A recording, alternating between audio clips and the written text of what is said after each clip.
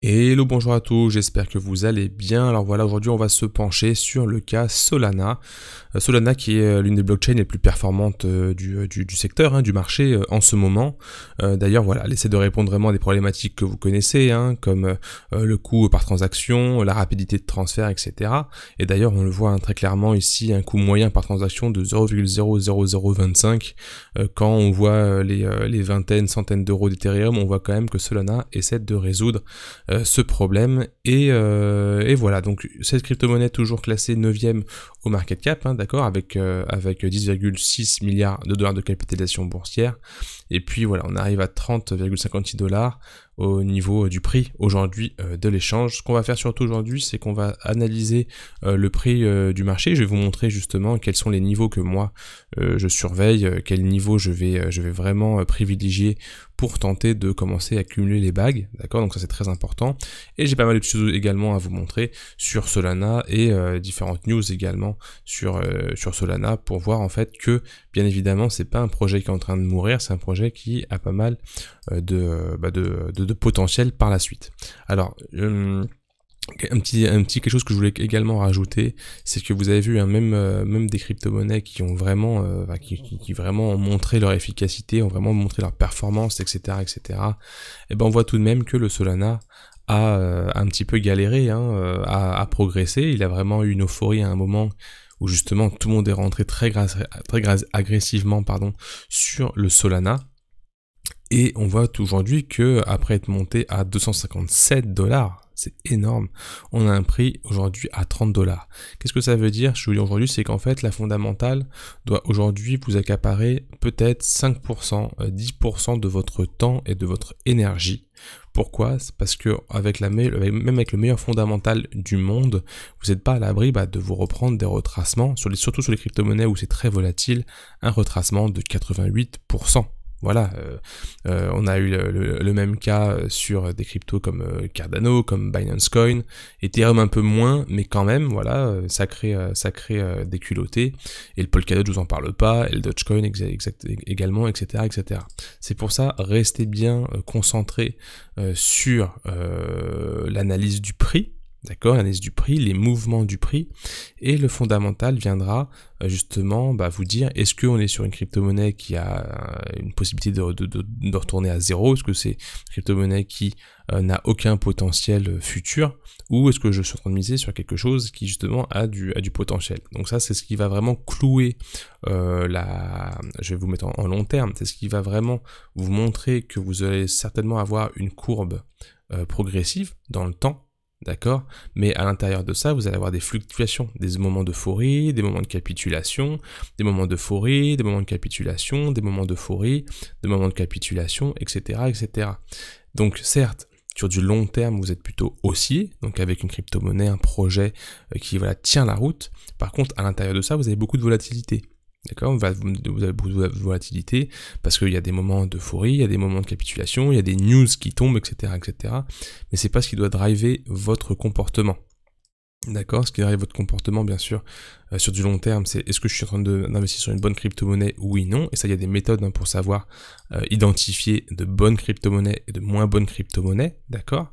Mais voilà, nous, ce qu'on va chercher à faire, c'est justement d'investir dans des moments de capitulation des marchés crypto, pour justement avoir quelque chose, une belle entrée, en fait ça peut être en one shot ou ça peut être sur plusieurs niveaux, et d'avoir comme ça une fluctuation sur du long terme. Par contre, ce qui se passe à l'intérieur, attention, il y a des fortes fluctuations, donc c'est pas au moment où vous êtes euphorique ici qu'il faut acheter. Non, c'est que vous avez une vision long terme, et aujourd'hui, potentiellement, on a un moment où justement, c'est peut-être le moment d'investir, puisque là, les 259 dollars, je suis sûr que à long terme, vous allez peut-être atteindre les 500 dollars, les 800 dollars sur cette crypto-monnaie, j'en suis quasiment certain. Certains, attention, je vous cache pas que le Luna ressemble limite à un scam plutôt qu'autre chose. Donc, je vais vous le montrer également. Voilà, donc la meilleure crypto-monnaie du moment qui était Luna, qui a fait une performance, je vous le cache pas, de 33 000%. Et c'est pris du jour au lendemain une performance de, je vais vous le mettre en 1000, hop, une performance de moins 99%, d'accord? Donc si vous aviez mis 1000 euros à un moment, bah, vous vous retrouvez avec 10 $ en fait, tout simplement. Ok? Donc bien évidemment, attention à tout ça. Au passage, si tu es nouveau sur la chaîne, n'hésite pas à t'abonner, hein, j'ai oublié de le dire en début de vidéo, bon c'est pas très grave, tu mets la petite cloche également, et le pouce si tu veux continuer à me suivre.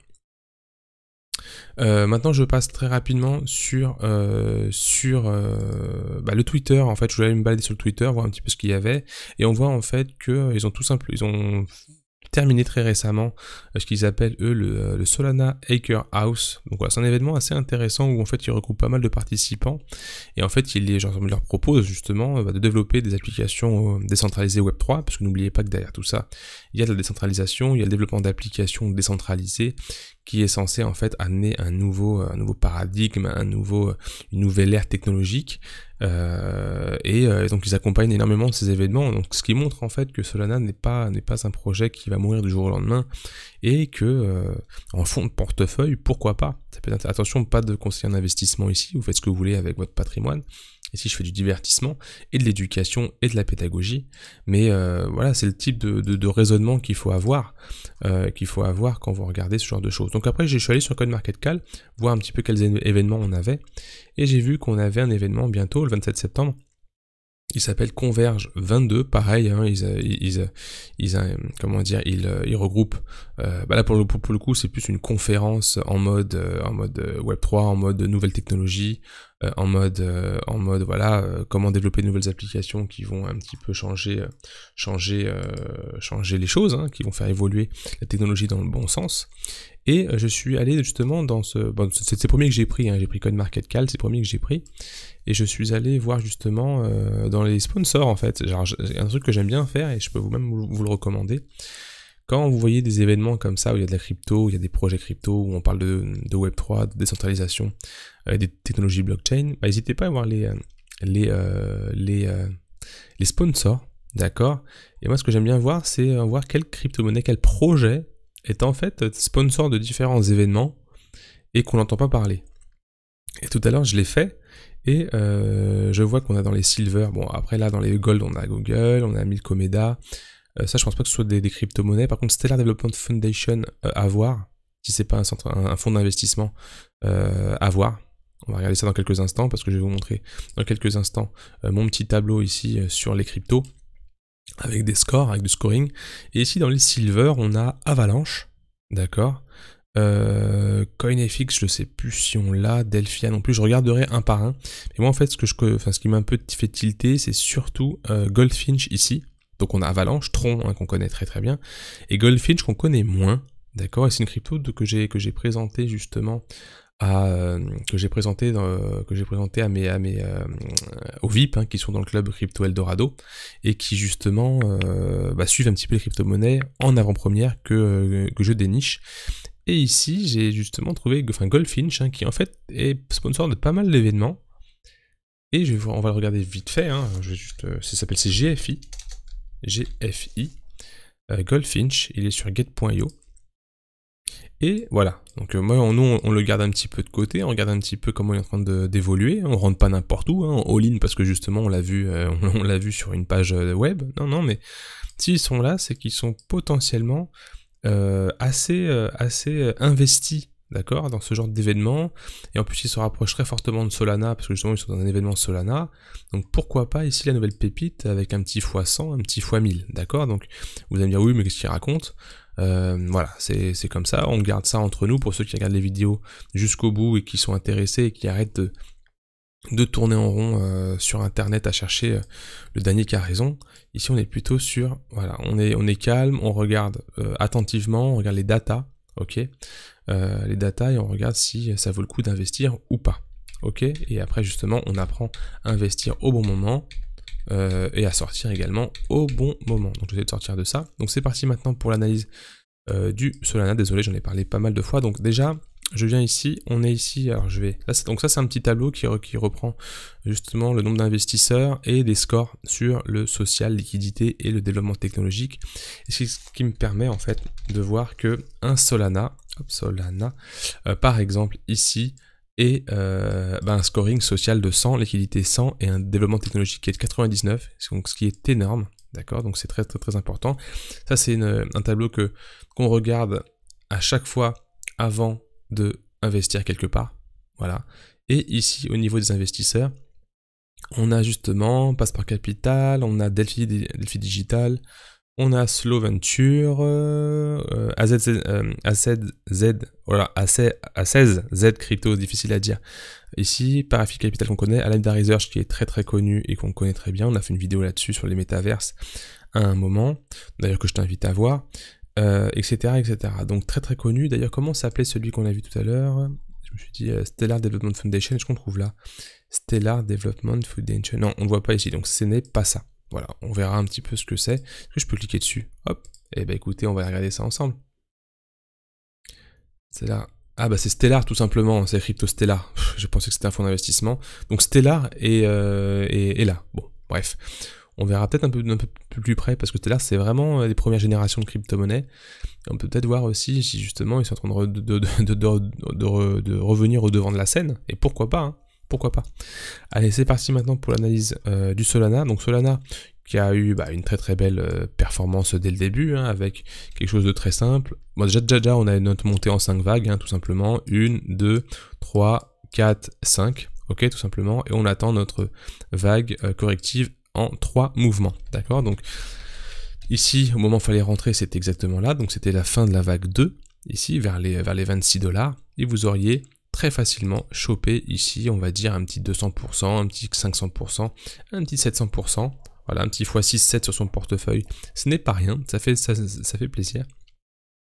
Et ensuite, bon voilà, première montée, deuxième montée, on prend une liquidité au-dessus, on arrive sur la fin de la vague 5, et forcément, les divergences commencent à se faire voir, et on se mange la grosse déculottée du siècle. Bah, tout simplement, très bien. On passe notre Fibonacci entre le bas et le haut, on a des retracements à 61%, 78% dans ces niveaux-là. On voit qu'on a essayé de venir justement se recharger avec une belle poussée, mais que tout le marché crypto s'est vraiment pété la gueule à ce moment-là, hein, d'accord? Donc là c'est la grosse dégringolade. Pourquoi? Parce que tout le monde sait très bien que au moment où cette montée, si cette montée en fait lâche, bah, tout simplement vous allez avoir toutes les personnes coincées ici et tous les gens qui sont rentrés très fortement là, qui vont se faire dégommer et ça fait des chutes de liquidité en cascade. Qu'est-ce qui se passe maintenant? Bah, tout simplement, on a la fin de la correction qui est en train de se mettre en place. Donc, ne me demandez pas à quel moment exactement où est le bottom. Personne n'en sait rien. Personne ne vous dira où est le bottom. Donc, arrêtez d'aller chercher. Ça ne sert à rien.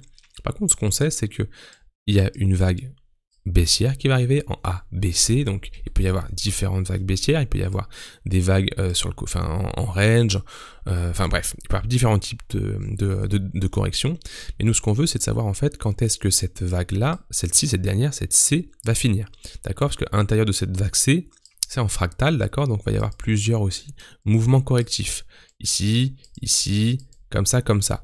Donc le but ici, c'est de savoir à quel moment on va avoir cette fin de correction et avoir des petits mouvements de W qui reprennent. Pour dire qu'en fait, voilà, on reprend notre tendance haussière. Ok. Pour ça, en fait, ce qui peut être intéressant, c'est d'aller voir un petit peu quels sont les niveaux de prix qui ont en fait titillé, qui ont fait comment dire, les niveaux de prix où les gens sont venus rentrer en position. Donc ça, c'est des prix qui restent en mémoire et qui justement sont ancrés dans les marchés. Par exemple, vous voyez très bien, par exemple ici, sur le Solana, que au moment où on est venu rebondir dans la zone de rechargement, on a créé ici une zone forte. C'est quel prix? Au niveau des $80, qui est d'ailleurs un prix rond, personne ne voulait aller, enfin les gens ne voulaient pas aller en dessous des $80. La baisse a été rachetée plusieurs fois, jusqu'au moment où en fait, on est venu tout simplement créer une structure de continuation, d'accord? Tac, et venir casser vers le bas. Très simple. Moi, je vois que ici, on a également une zone très intéressante où il y a on a des baisses qui ont été rachetées fortement, d'accord? Des baisses qui ont été... Donc, ce niveau de prix est très intéressant ici, d'accord? Ça est venu mécher. Ce qui se passe généralement, c'est qu'on a un gap qui se crée à ce niveau-là, et le cours souvent est tenté de venir rechercher ces différents prix, ok? Comme ceci. Donc moi ce que je vois ici, c'est que la baisse n'est peut-être pas encore terminée, par contre on y arrive presque. Et pour moi, déjà si vous êtes dans ce rectangle-là, ici là, vous avez déjà des prix vraiment très intéressants. Ok, moi je n'aime pas l'école des gens qui disent qu'il faut acheter le dip, le dip, le dip, parce qu'en fait ça fait quoi? Ça fait qu'on va acheter tout ça et qu'au final le prix moyen il est tout en haut et c'est dégueulasse. Moi je suis plutôt du style de je veux voir la baisse descendre, je veux voir que le marché se reprend, ok, quitte à perdre un petit peu de performance, au moins je suis pas bloqué pendant 6 mois sur une crypto. Parce que croyez-moi, quand vous êtes dedans, vous dites si, je rentre, je prends le dip, c'est génial. Mais en fait, quand vous êtes là, vous dites mais pourquoi j'ai acheté enfin je vais dire un gros mot, je sais pas si YouTube va pas me bloquer. Pourquoi je vais acheter ce dip? Ok? Donc là, qu'est-ce qu'on fait? C'est qu'on place tout simplement un petit point comme ceci. Point très important qui va être le moment où, enfin, ce niveau qu'il ne faut pas absolument pas casser, d'accord? Ou surtout s'installer en dessous. On peut venir mécher mais pas s'installer en dessous. Là, je suis en train de voir quand même que c'est un peu dégueu puisqu'on a cassé ce niveau-là, qui était un niveau très important. Là, je le vois à l'instant, hein. C'est un niveau en fait qui a essayé de tenir, donc je vais mettre plus précisément. Donc on a celui-ci qui a été cassé et celui-ci qui a été cassé, d'accord? Donc tout simplement, qu'est-ce qu'il va faire? C'est qu'il va descendre gentiment. Donc si vous voulez apprendre tout ça, vous savez que vous pouvez rejoindre le club Crypto Eldorado, il y a le lien Patreon quelque part, vous le trouvez, et puis vous nous rejoignez, je fais des lives toutes les semaines, 1 heure par semaine, 1 à 2 heures par semaine, et on partage les cryptos pépites vraiment intéressantes. Là vous êtes sur la 9e crypto, mais il y a des cryptos qui sont placés très loin et qui montent encore plus de performance, donc n'hésitez pas à venir nous voir, vous apprenez, il y a également 10 heures de formation, je vais vous apprendre comment choisir une bonne crypto, comment timer son entrée, et comment bien sortir tout simplement, pour faire un maximum de gains. Donc ici, on a lâché notre niveau, on a atteint notre zone de rechargement là, donc c'est pas terrible non plus. Donc pour moi, il faut vraiment attendre qu'on vienne créer des structures, parce qu'on n'est pas à l'abri de venir encore casser ce niveau. Mais voilà, les niveaux vraiment arrivent on arrive vraiment au prix initiaux, au prix de lancement de ces crypto-monnaies. Donc on a lancé ici à 0, à 1 et quelques dollars, et on atteint vraiment ces différents niveaux de prix qui ont en fait permis à la crypto de pousser. Donc forcément, si on prend sur du long terme, on apporte ce qu'on veut, nous, c'est une montée saine, d'accord? On veut une montée saine, donc forcément, quelque chose comme ça, donc déjà comme ça, on est passé en dessous, donc c'est un peu dommage, on a vraiment lâché un peu ça, parce que une montée saine, ça aurait été quoi? Ça aurait été une crypto qui fait ça, euphorie, ça revient, ça rebondit dessus et ça repart. Ok, ça aurait été vraiment sain.